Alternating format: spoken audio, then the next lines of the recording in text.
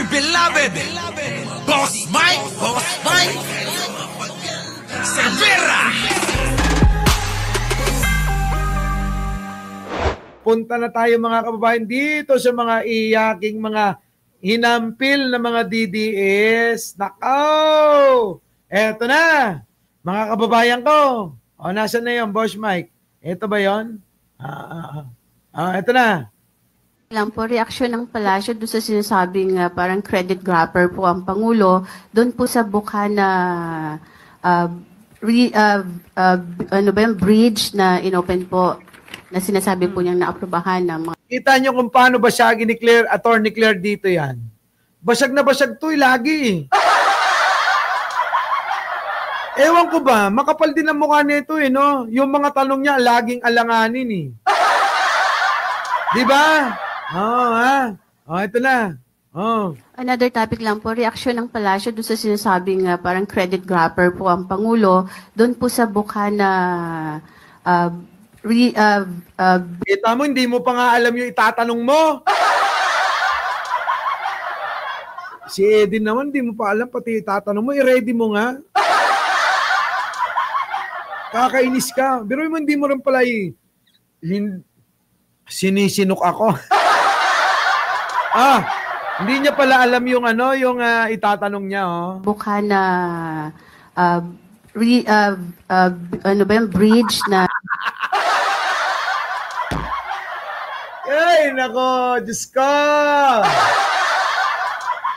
Ito yung idol ng mga DDS, inopen po, na sinasabi po niyang naaprubahan ng mga 2022 at 2018 pa daw po yun under the... po yun, hindi mo naman sigurado. Kasi alam nyo mga kababayan, itong mga taga-media, minsan hindi rin naman nagre-research. Basta na lang humahango rin sa mga chismis ng iba. Diba? Sana man lang pag nagtanong ka, sigurado ka, hindi yung hango sa chismis. Tapos gusto mo sagutin ka ng paano. Tingnan nyo. Pakinggan nyo yung sagot ni Attorney Claire. Open po, na sinasabi po niyang naaprubahan ng mga 2022 at 2018 pa daw po yun under the previous administration. Sino po ang bumabatikos? Sino po ang nagsabing credit grabber? Yan. Sino? Sumagot ka! To idol natin to, Magaling sumagot sino daw nagsasabi?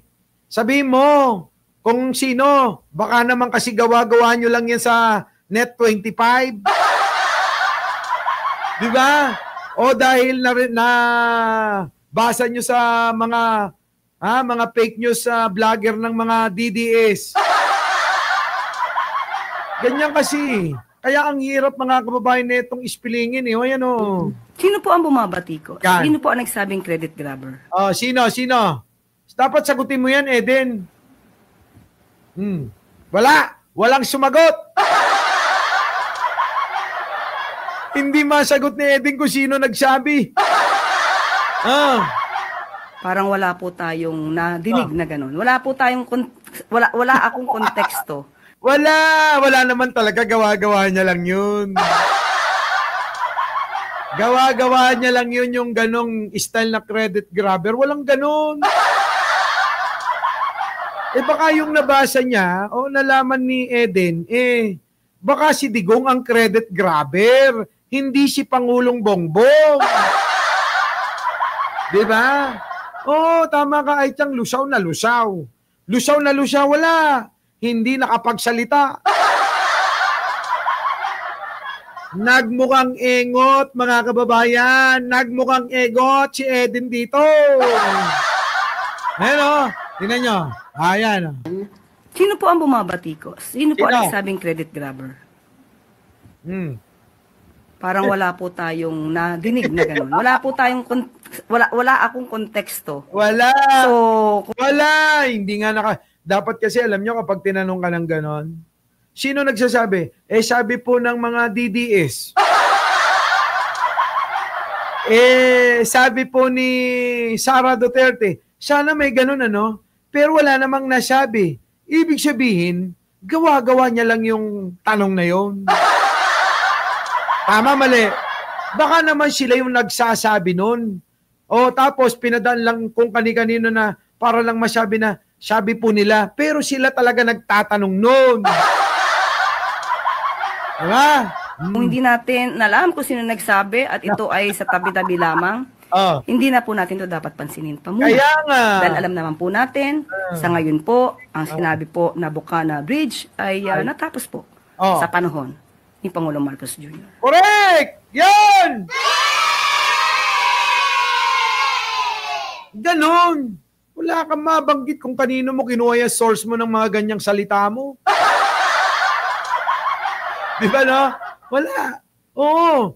Kita nyo mga kababayan, ibang-iba yung sagot. Malupit. Kapag sinagot ka ni Atty. Claire, abay humanda ka. Babaraging ka talaga eh. Mabebengga ka ni Atty. Claire eh, no? Di ba? Oh, sino may sabi? Tanong. Walang masabi. O kanino nyo nalaman? Eka, walang masabi. O, di ba? May konteksto na ba? Wala pa rin konteksto. Saan mo kinuha yan, Eden? Baka naman pinapatanong lang sa'yo ni Marcoleta. Di ba? Hindi kaya ganon? Hindi kaya pinapatanong lang ni Marcoleta? Di ba? Sabi mo, oh, Eden, tanongin mo si Auntie Claire. Di ba? Sabi mo, tanongin mo si Auntie Claire, sabihin mo, credit grabber sila. Pinapatanong ng taong bayan. Wala. Mga kababayan ko, iba. So, barag na naman sila dito. Barag sila kay Atty. Claire. At dahil dyan, napag-uusapan nga yan, eto na. Oo. Nako, nag-iiyakan na ho sila. Eto na. Buti pa to si ate. Pakinggan nyo ha. Pakinggan nyo yung opinion ni ate na taga Davao. So eto na. Dumalaw ngayon ang President of the Philippines here in Davao City. Biruin mo, kung napapanood mo yung, binabash na naman nila ang Pangulo porke daw inaangkin daw yung proyekto ni PRRD. Come on, move on guys. Hayaan nyo yung tao na magtrabaho, magserbisyo sa bayan, hindi sa ilan lamang. Magpasalamat tayo, hindi siya pabaya. Kung ano po ang proyekto na umpisa ng dating Pangulo, at least tinapos. Ang kikiti ng utak ninyo, sino ba kasi nagsabi na inaangkin niya ng Pangulo? Naturalmente, pag natapos yan, under the administration of this current president, administration, naturalmente, nakatatak yung pangalan niya dyan. Kung hindi kayo makapag-move on, problema na niya yun. Parang may saltik na kayo sa utak. Binabash niyo yung tao nagtatrabaho para sa bayan. Pero, yung vice-presidente nyo na pinagmamalaki nyo, asan ba? Asan? Kita nyo? Diba? Mga kababayan ko, wala na. Palasak na mga kampot kulto ni Duterte. Wala na kita nyo. Ultimo, taga Davao. Binabanatan na sila. Ayan ha. Pakinggan nyo. Ultimo, taga Davao po, binabanatan na yung mga Duterte. Ayan ha. So eto na. Ayan na. Dumalaw ngayon ang President of the Philippines here in Davao City. Here in Davao City. Ibig sabihin, taga Davao si ate. Di ba? Taga Davao si ate. Kita nyo ha? Taga Davao si ate. Ito, ayun si ate. Ulitin natin para maliwanagan yung mga DDS na tatanga-tanga. Dumalaw ngayon ang President of the Philippines here in Davao City. Dumalaw ngayon ang President here in Davao City. So, ibig sabihin, taga Davao City si ate. Pakinggan natin mga kababayan ulit. Mo, kung napapanood mo yung, binabash na naman nila ang Pangulo porke daw inaangkin daw yung proyekto ni PRRD. Come on, move on guys. Hayaan nyo yung tao na magtrabaho, magserbisyo sa bayan, hindi sa ilan lamang. Correct! Tama!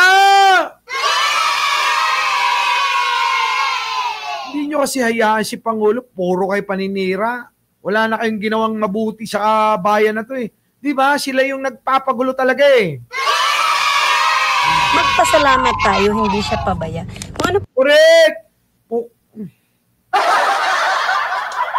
Magpasalamat kayo at hindi pabaya si Pangulong Bongbong!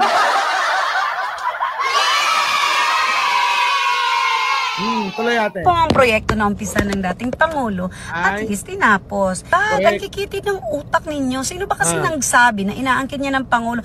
Naturalmente, pag natapos yan, under the administration of this current president, administration, naturalmente, nakatatak yung pangalan niya dyan. Oo nga, alaala ng tao. Sino? Si Pangulong Bongbong Marcos ang tumapos. Kahit pasabihin ninyo na yung tatay niyong karton, ang aling, ang nag-umpisa. Wala nga na-umpisa ni. Kahit isang palito ng posporo, wala daw dinala eh. So, ibig sabihin si Pangulong Bongbong Marcos pa, lahat-lahat. From the scratch hanggang sa maitayo itong tulay na to. Kung hindi kayo makapag-move on, problema na niya yun. Correct. Talagang may saltik na kayo sa utak. Ay, may mga siya. Correct ka ate. Hindi ako may sabi niyan, taga Davao. Yung taga Davao mismo nagsasabi may saltik na kayo sa utak. Tindi, no? Mga kababayan ko, yung sasabihan ka na may saltik ka sa utak. Aba, teka muna. Kayong mga taga Davao, sinasabihan ni ate, at yung mga naniniwala, sa tatay niyong karton. Di ba? Yung tatay nila karton eh. Binabash niyo yung tao nagtatrabaho para sa bayan. Pero yung vice presidente niyo na pinagmamalaki niyo, asan ba? No, nasaan si Sara Duterte? Ano? Bising-busy. Bising-busy sa ano? Kakaparitokin ang mukha niya. Kaya wag na kayong magtaka. Pagdating ng panahon, kamukha niya na si Amy. Di ba? Di ba, mga kababayan ko, yan ang sinasabi ko. Alam nyo, hindi na ho tatago nila. O hindi na ho nila mabobola, mabibilog ang ulo ng mga tao. Ito ang tinutukoy ko, mga kababayan, ni itong kampo ni Duterte, ano? Hindi na po niya mabibilog kailanman ang mga utak, ang mga ulo ng tao. Kahit pa ho, taga kanila, si ate, taga kanila, taga Davao, ay hindi na ho naniniwala sa mga Duterte. Kita nyo, ewan ko lang sa mga tatanga-tanga pa rin at mga bobong mga, nakikisimpat siya sa kulto ni Duterte. Paano ngayon ito? Di ba? Buti pa si ate na taga Davao may utak. Kayo hanggang ngayon mga bobo pa rin. Tama, mali. Tama! Duruin ninyo naman, mga kababayan ko. Ang tagal-tagal ng panahon na nililin lang, niloloko kayo, pinipilit kayo na isipin ninyo na ang Pangulong Bongbong Marcos ay wala sa katinuan, pero lahat ng sinyalis ng walang katinuan nasa panig nyo. Tingnan nyo kung paano kayo mag-isip. Malayong malayo. Kay ate pa lang, malayong malayo na kayo eh. Yung mga DDS po, bakit sila ganyan mag-isip? Kasi makikitid ang pangunawa. Ganun lang, hanggang doon lang yung kaya nilang unawain.